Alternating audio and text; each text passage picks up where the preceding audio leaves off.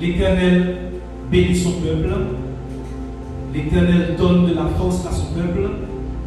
L'Éternel rend heureux son peuple.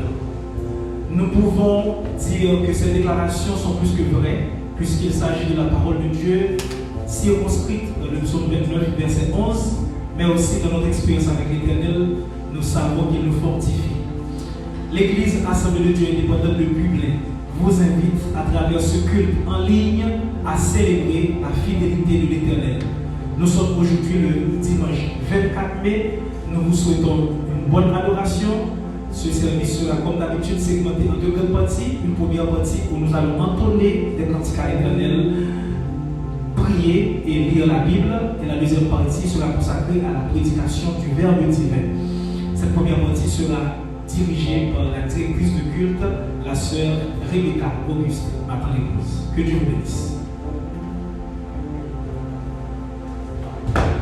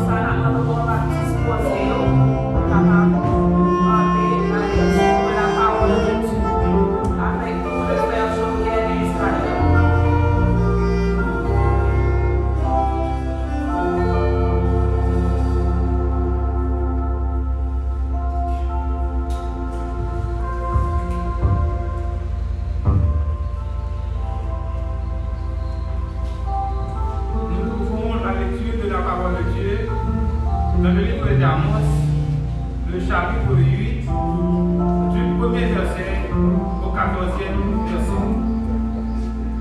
Le Seigneur l'Éternel m'envoya cette vision. Voici, c'était une corbeille de fruits. Il dit, que vois-tu, Amos? Je répondis, une corbeille de fruits. Et l'Éternel me dit, la fin est venue pour mon peuple d'Israël. Je ne lui pardonnerai plus. En ce jour-là, les chants du palais seront des gémissements, dit le Seigneur l'Éternel. On jettera partout en silence une multitude de cadavres. Écoutez ceci, vous qui dévorez l'indigent et qui ruinez les malheureux du pays. Vous dites, quand la nouvelle lune sera-t-elle passée, afin que nous vendrons du blé, quand finira le sabbat, afin que nous ouvrirons les greniers, nous diminuerons les femmes, nous augmenterons le prix, nous falsifierons les balances pour tromper, puis nous achèterons les misérables pour de l'argent et le pauvre pour une paire de souliers, et nous vendrons la criblure du froment. L'Éternel a juré par la gloire de Jacob. Je n'oublierai jamais aucune de leurs œuvres. Le pays à cause d'elle ne sera-t-il pas ébranlé? Et tous les habitants ne seront-ils pas dans le deuil? Le pays montera tout entier comme le fleuve, et se soulèvera et s'affaissera comme le fleuve d'Égypte. En ce jour-là, dit le Seigneur l'Éternel, je ferai coucher le soleil à midi, et j'obscurcirai la terre en plein jour. Je changerai vos fêtes en deuil. À vous tous, chant en lamentation. Je couvrirai de sac tous les riz, et je rendrai chauve toutes les têtes. Je mettrai le pays dans le deuil, comme pour un fils unique. Et sa fin sera comme un jour d'amertume. Voici, les jours viennent, dit le Seigneur l'Éternel, où j'enverrai la famine dans le pays, non pas la disette du pain et la soif de l'eau, mais la faim et la soif d'entendre les paroles de l'Éternel. Ils seront alors errants d'une mer à l'autre, du septentrion à l'orient. Ils iront ça et là pour chercher la parole de l'Éternel, et ils ne la trouveront pas. En ce jour, les belles jeunes filles et les jeunes hommes mourront de soif. Ils jurent par le péché de Samarie, et ils disent, vive ton Dieu, Dan. Vive la foi de Beersheba. Mais ils tomberont et ne se relèveront plus. Ça, c'est la parole du Seigneur.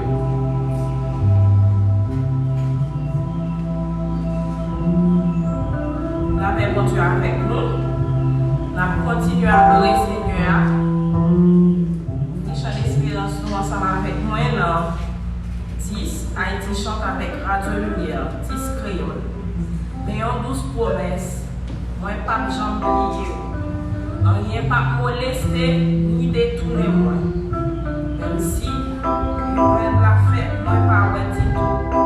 Il devant la journée, c'est le sacré.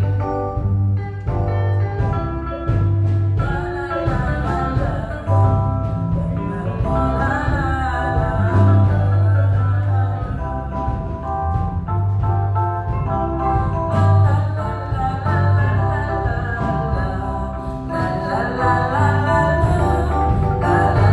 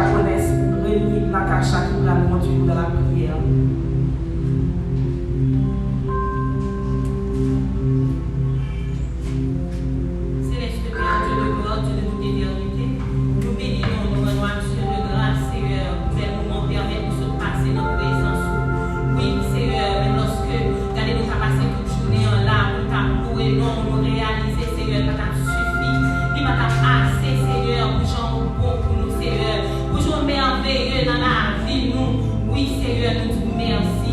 Merci pour tout ça qui est fait. Merci, Seigneur, pour toute belle cantique. Merci, Seigneur, pour tout le monde, Seigneur, Dieu qui a assisté service ça, qui a assisté service ça, pendant la caillou. Et nous connaissons, Seigneur, et bien, on va visiter, quelle que soit la situation, nous connaissons, Seigneur, on va jeter un regard favorable sur eux-mêmes. Oui, Dieu de gloire, déjà nous disons merci parce qu'on est dans Algérie. Et nous remettons dans les serviteurs qui prennent camper pour parler. Et bien, nous d'autant pour faire grâce, Seigneur, que présence au Seigneur, capable d'utiliser, capable de servir avec Seigneur. Et chaque saliva, des paroles qui va sortir dans nous-mêmes, on va les allier de la chair et de sang, Seigneur. On va remplir avec présence. Vous connaissez qui ça, chaque monde qui a, Seigneur, qui a besoin. Chaque monde qui a suivi service, ça, Seigneur, quel que soit le côté, vous connaissez qui situation difficile qui a fait pas. Vous connaissez qui ça, si vous faites plus au capillon. Et bien, la moindre temps, s'il vous plaît, et bien, que vous agissez pour vous, Seigneur, pour intervenir pour vous, pour faire grâce. Nous comptons sur vous, merci. C'est lui que nous devons, au nom de Jésus, petit tout qui vit et qui règne de tous les siècles de les siècles. Amen. Qu'on y a nous fait place avec serviteur nous qui va prêcher la parole de Dieu. Disposez cœur, l'esprit, la parole de Dieu.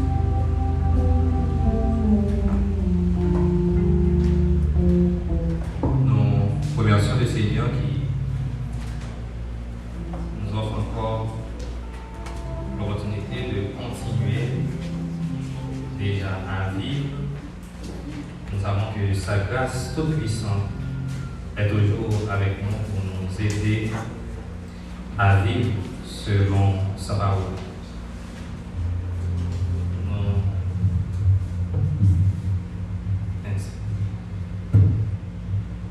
Nous allons lire la parole de Dieu, c'est en Actes des Apôtres. Nous lirons du premier verset jusqu'au 8e verset.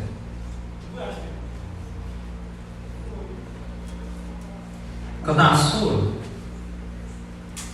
il respirait toujours la menace et le meurtre contre les disciples du Seigneur.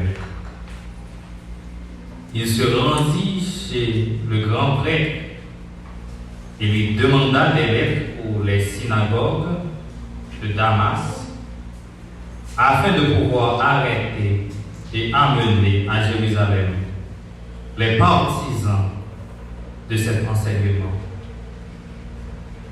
qu'il trouverait hommes ou femmes. Comme il était en chemin et qu'il approchait de Damas, tout à coup, une lumière qui venait du ciel resplendit autour de lui. Il tomba par terre et entendit une voix lui dire: Saul, Saul, pourquoi me persécutes-tu? Il répondit: Qui es-tu, Seigneur? Et le Seigneur dit: Moi, je suis Jésus, celui que tu persécutes. Lève-toi, entre de la ville, et on te dira ce que tu dois faire. Les hommes qui l'accompagnaient s'arrêtèrent, muets de stupeur. Ils entendaient bien la voix, mais ils ne voyaient personne. Saul se releva de terre, malgré les yeux ouverts, mais il ne voyait personne. Saul se releva de terre, malgré ses yeux ouverts, il ne voyait rien. On le prit par la main pour le conduire à Damas. Parole du Seigneur. Nous continuons à remercier le Seigneur qui nous donne de pouvoir prêcher sa parole. Et nous sommes vraiment contents d'être présents ce dimanche 24 mai 2020 afin d'apporter l'oracle du Seigneur. Le sujet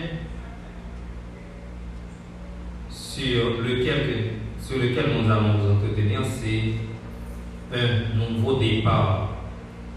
Un nouveau départ. Un nouveau départ sous-entend une démarche délétère qui nécessite un changement, et souvent, ce changement de position nécessite une prise de conscience de son état actuel. Un déclic est aussi nécessaire pour la transition vers ce nouveau départ. C'est pourquoi ce matin, nous venons pour vous dire qu'un nouveau départ est la nécessité du moment. Un nouveau départ est la nécessité du moment. Cependant, y a-t-il une différence entre l'ancien et le nouveau départ? C'est la vie de Paul qui servira à nous former sur la nécessité de prendre un nouveau départ.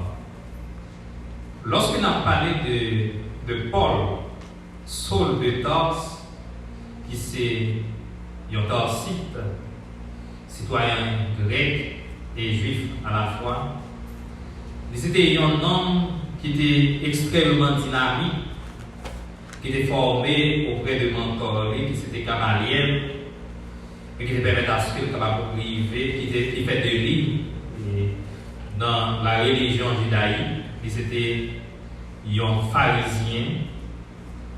Et nous connaissons que Paul lui-même, il a tourné contre la montée de l'évangile, qui était pour lui constituer une menace pour la religion judaïsme.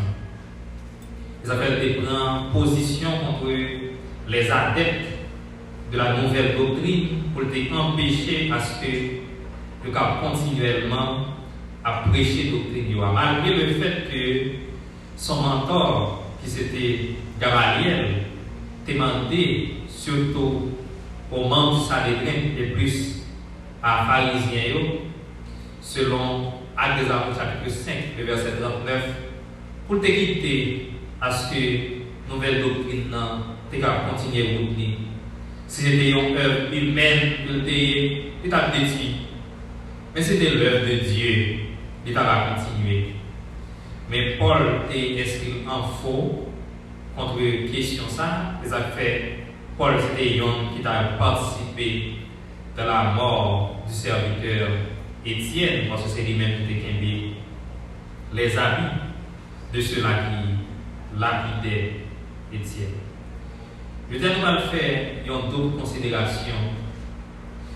On va parler de l'ancien départ que prenait l'apôtre Paul, mais aussi du nouveau départ introduit aussi par l'apôtre Paul. L'ancien départ, selon Actes des Apôtres, chapitre 9, les versets 1 et 2. Paul prend ses propres initiatives. Lorsque nous lisons dans la parole de Dieu, la Bible nous dit que Paul, qui respirait toujours et encore la menace et le meurtre contre les disciples du Seigneur, il se rendit chez le grand prêtre. Nous savons que le grand prêtre, c'est le souverain sacrificateur. Mais Paul prend décision pendant qu'il était à Jérusalem pour aller côté le souverain sacrificateur. Et une manière à le comprendre rapidement, c'est que c'était une initiative personnelle de Paul. Ce n'est non moins le souverain sacrificateur qui allait vers Paul pour lui donner la mission qu'il s'était fixée, mais c'était plutôt Paul lui-même, qui n'était pas encore l'apôtre qu'il deviendrait, qui a pris l'initiative d'aller vers le souverain sacrificateur. Et l'objectif de Paul, c'était justement d'aller chercher la permission du souverain sacrificateur afin d'aller persécuter les chrétiens. les premiers chrétiens par le fait qu'ils étaient en train de prêcher la parole du Christ. Nous connaissons que après la mort d'Étienne, nous venons faire face avec ça nous relève la dispersion des chrétiens. Parce que avant la mort d'Étienne, les chrétiens ont établi parce que c'était surtout des juifs qui étaient chrétiens, l'évangile pour vraiment toucher les nations païennes, ils ont établi surtout à Jérusalem. Mais lorsque la persécution a commencé et que Étienne fut mort, nous venons les disciples, les chrétiens qui viennent disperser dans en pile contrée. Et puisque ils viennent disperser, ça veut permettre à ce que plus de monde qui connaît parler de Christ, viennent plus chrétiens, plus de monde qui commence à attacher à la nouvelle doctrine. Cette nouvelle doctrine dénommée par les premiers chrétiens, la voie, une façon de parler de la voie du salut, mais encore de la vie éternelle. Et Paul, lorsqu'il vient comprendre que les chrétiens viennent disperser, ils viennent entreprendre une démarche, et de ça, c'était justement pour finir, ça a été commencé, à savoir aller côté persécution, loin de Jérusalem, plus loin de Jérusalem, mais aller dans des contrées lointaines, aller empêcher à ce que nouvelle doctrine ça, lui-même, il était capable de grandir. Et puisque Paul te prend l'initiative ça, et que souverain sacrificateur dans tout, il était comme objectif pour empêcher ça, de songer à partir du chapitre 4, dès le chapitre 4 du livre des apôtres, nous commençons avec les gens. Il n'y a pas de verge, les disciples, les chrétiens, par rapport avec l'ensemble d'actions que tu as posées qui étaient liées à l'évangile. C'est pour ça, Paul lui-même, lui demandait des lettres pour les synagogues de Damas, et il était fixé deux objectifs.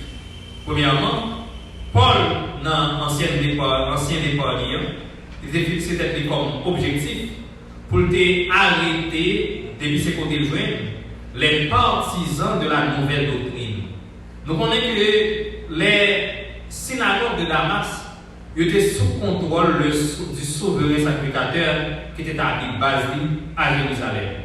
Persécution a sévi largement à Jérusalem, mais pour être capable de toucher les contrées comme Damas et Paul, comme il y en a que nous décrit dès le commencement, comme il y en a qui est extrêmement dynamique, il va utiliser le dynamisme qu'il gagne pour aller vers Damas, de façon pour capable arrêter tout le monde que le joint qui a livré vers la nouvelle doctrine, à savoir la doctrine du Christ, le christianisme, et pour capable amener à Jérusalem.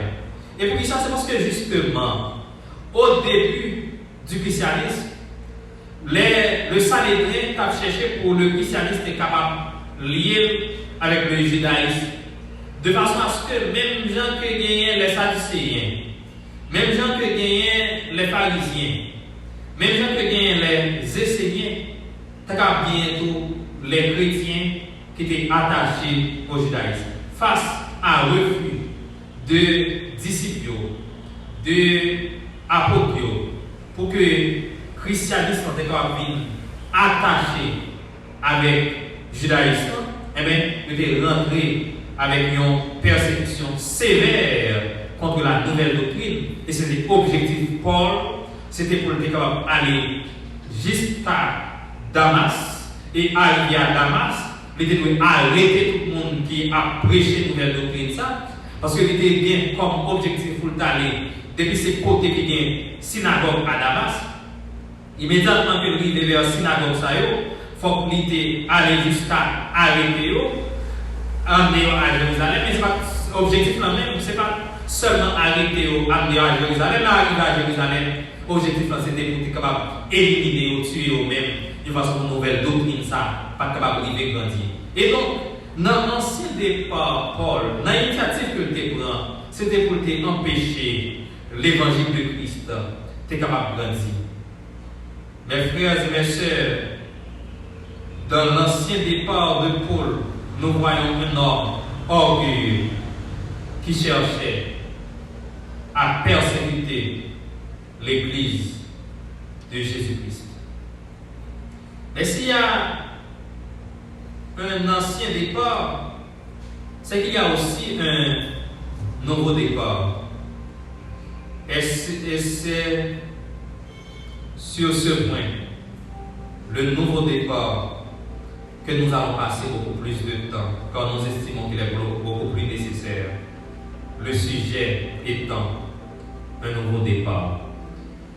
Dans le nouveau départ, Paul attend les directives du Seigneur, alors que dans l'ancien départ, Paul cherchait ses propres directives.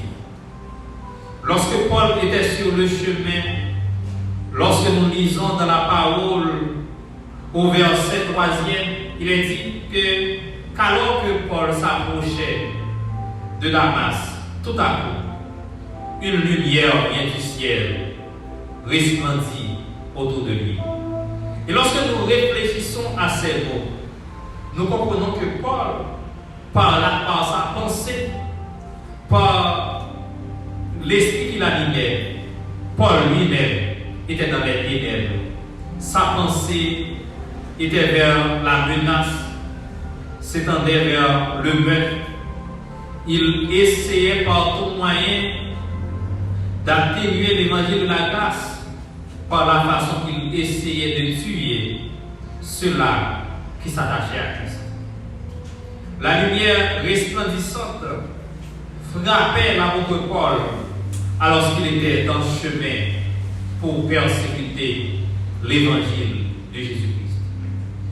Il faut dire que l'évangile triomphera toujours, parce que l'évangile n'est pas l'œuvre d'un homme, mais l'évangile est l'œuvre de Dieu.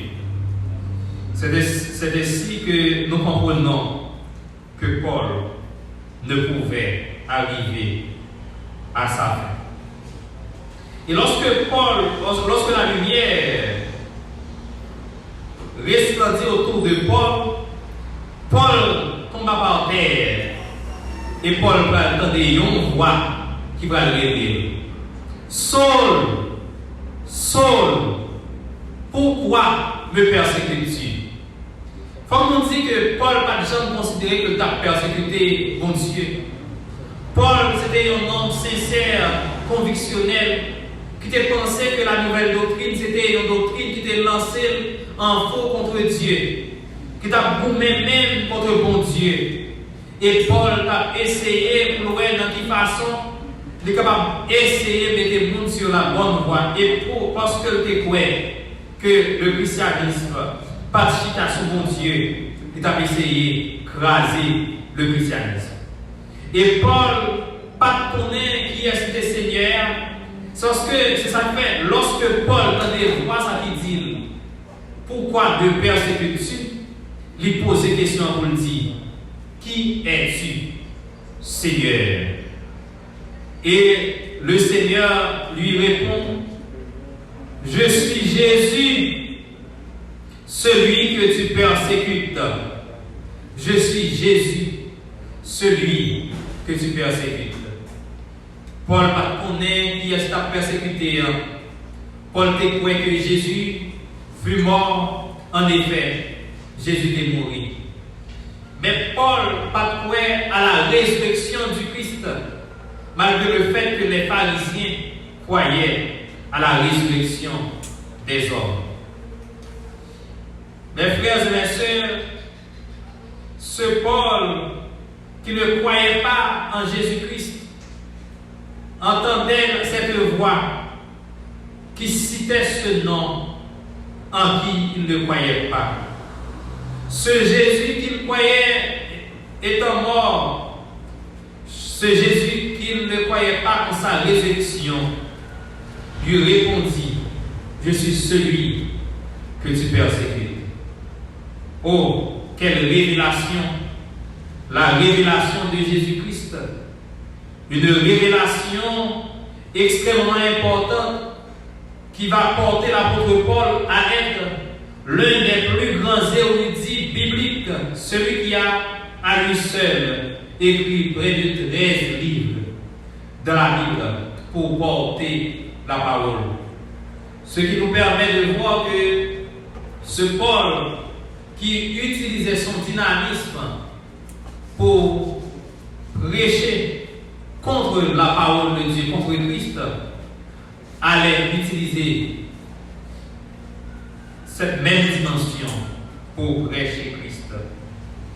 Mais Paul, au départ, qui prenait ses propres initiatives, lorsqu'il entendait la voix du Seigneur, dans la version Louis II, la parole nous dit que Paul demande, Seigneur, que veux-tu que je fasse? Que veux-tu que je fasse? C'est la première attitude que un monde, bon Dieu, doit gagner dans nos départ que nous devons prendre.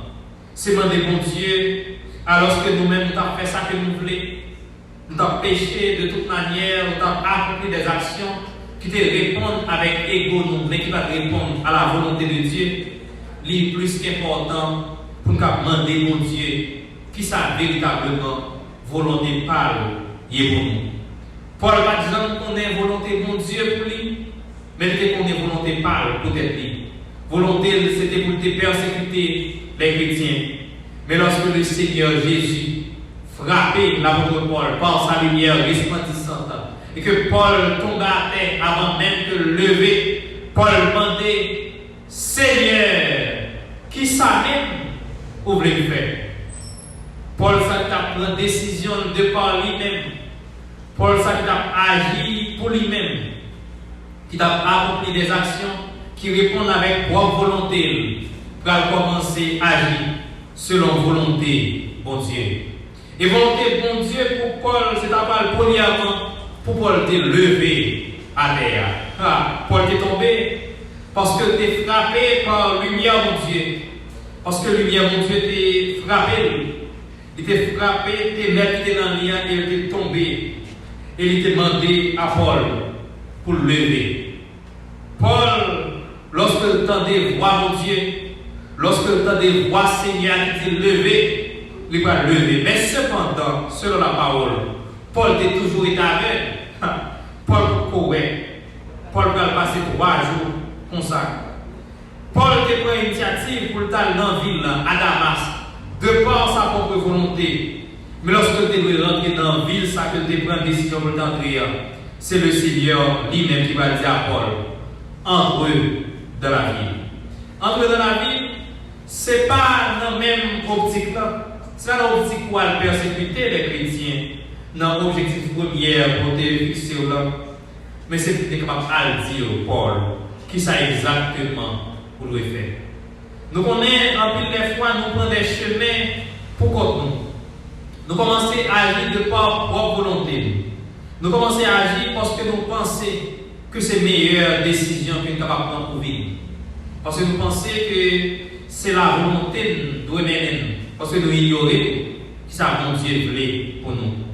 Mais lorsque bon Dieu frappe avec nous, lorsque nous rencontrons avec Christ, nous venons gagner un nouveau départ. Un départ qui est tracé par Jésus lui-même. Et en plus des fois, lorsque nous frappons avec Christ, volonté que nous avons gagnée, lui passer en bas pour volonté Christ, capable de passer en l'air. Nous ne savons pas qui volonté qu'on gagne, qui planification qu'on te fait survivre, qui ensemble d'actions qu'on te commencé à poser, parce que tu penses que c'est le meilleur bagage que tu as fait, c'est la meilleure action que tu as posée, parce que même qu'on te pensé qu'on est dans le vrai. Alors que le vrai, c'est de connaître Christ comme le Seigneur, le Sauveur. Paul ne voyait pas encore Christ, il ne croyait pas encore en Christ. Mais il est impossible pour un monde frappé par la lumière Christ pour volonté ou pas changer, pour penser ou pas changer, pour action même pas changer. Ça que nous avons l'évangélisation comportementale, lorsque le monde vient frapper avec Christ, le monde est obligé de poser des questions sur la vie comme ça. Parce que la façon que le monde vivre avant, il va vivre comme ça encore. Dans la dimension que tu as agi, il va agir comme ça encore, comme ça. Le monde qui est dans une façon qui est mal, il va le bien, il va le dans l'autre dimension. C'est ça que Paul qui va faire dans la vie de Paul, une action extraordinaire. En sorte que lorsque Paul va rentrer à Damas, lorsque Ananias va rencontrer avec l'apôtre Paul pour porter selon la parole de Dieu, pour porter vers la guérison, se nommer Saul de Tarse lorsque il rentrait dans le synagogue pour parler avec le peuple. Il arrive à comprendre rapidement que ce Paul, il était peur parce qu'il croyait que Paul, ça, il était venu pour le persécuter. Parce que vous connaissez que ce Paul avait rencontré le Seigneur Jésus sur Saoul. Il est vrai que Paul, au commencement, était en chemin pour la persécution. Mais de la persécution, Paul a passé vers la prédication.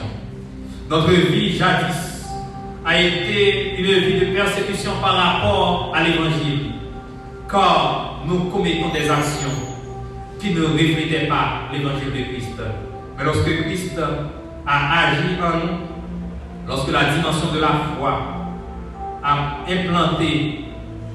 s'est implantée alors dans notre vie, nous devenons différents par rapport à ce que nous avons fixé comme objectif dans notre vie.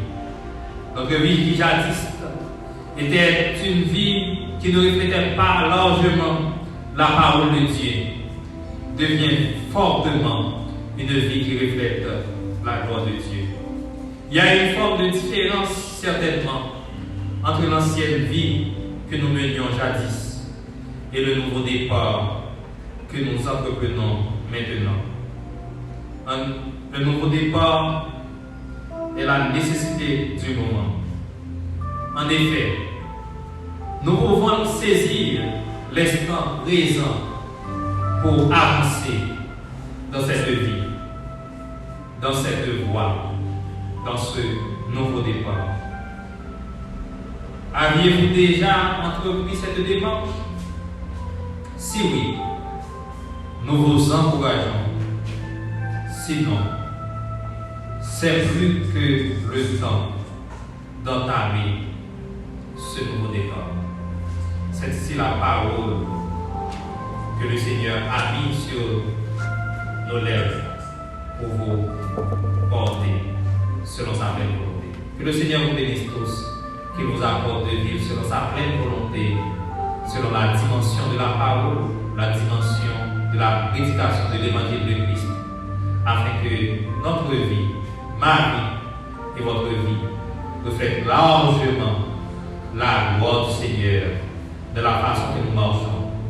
Un nouveau départ, c'est la nécessité du moment, malgré le frayeur qu'apporte maintenant le COVID-19. Nous avons besoin de ce nouveau départ. Que le Seigneur vous bénisse tous.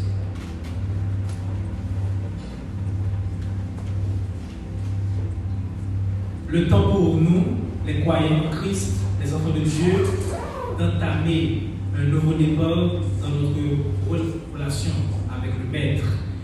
Nous remercions le pasteur Dukens pour cette vie disponible pour le Seigneur afin qu'il l'utilise pour la propagation de l'Évangile.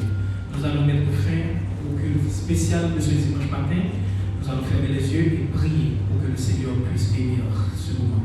Dans le Père Céleste, nous te remercions pour cet appel solennel que nous avons reçu afin que nous entamions avec toi un nouveau départ de cette relation appelée à nous conduire jusqu'au ciel. Nous te remercions pour ta grâce infinie, nous te remercions parce que nous savons pertinemment que tu vas agréer les critiques qui ont été entonnées, les prières qui ont été faites, qui ont été adressées vers le trône et surtout la lecture de la parole de Dieu. Ces moments-là seront certainement agréés par ton amour et ta miséricorde. Nous te demandons, Seigneur Dieu, de bien vouloir permettre que cette parole soit servie comme une graine enfouie dans des terres fertiles, afin que dans les jours à venir, cette graine puisse porter fruit. Oui, que ce culte puisse permettre que tes croyants, tes enfants, puissent porter des fruits dans leur comportement, dans leur vie et même dans leur ministère. Que ta grâce soit sur nous, et c'est notre prière au nom de Jésus qui règne au siècle des siècles. Amen. Que la grâce de notre Seigneur Jésus, l'amour de Dieu le Père, la sainte communion du Saint-Esprit soit et demeure dans le cœur de chacun de ceux qui nous écoutent et qui nous regardent de ce présent moment et toujours.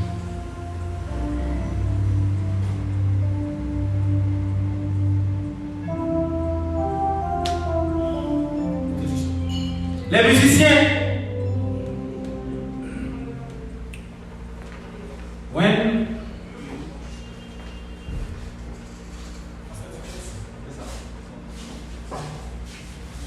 musiciens et